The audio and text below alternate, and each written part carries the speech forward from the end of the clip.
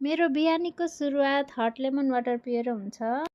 अनि आजको लन्च चाहिँ एकदम हेल्दी छ है साथीहरू। आँटो छ, अनि हरियो सब्जी दहीहरू छ। आज यही खाइयो लन्च। अनि यता बुटोलतिर फेरि आज यति पानी पर्यो कि दिनभरि पानी परेर यस्तो चिसो चिसो भएर अनि यसो चिया खाइदिउँ भनेर आज अनि चिया बनाएँ। चियामा चाहिँ मैले चिनी नै हाल्छु। एक टाइम खान्छु चिया, कहिलेकाहीँ फेरि 2 टाइम नै हुन्छ।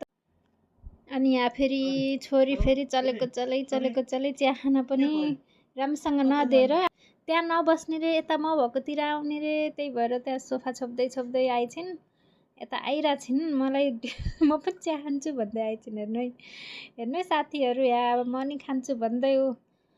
मलाई नि चिया दिनु भनेदेखि म चाहिँ अहिले खान हुन्न, अलि पछि खाउले है। अलि पछि खाउले भनेको त हुन्छ अरे।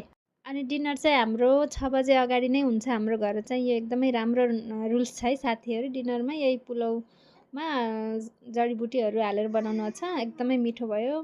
अनि 1 घन्टा जति हिँडेर आएँ। हिँड्दा नि साँझ खासै अँध्यारो भएको थिएन। 1 घन्टा जति वाक गरेर आएँ। ल आजलाई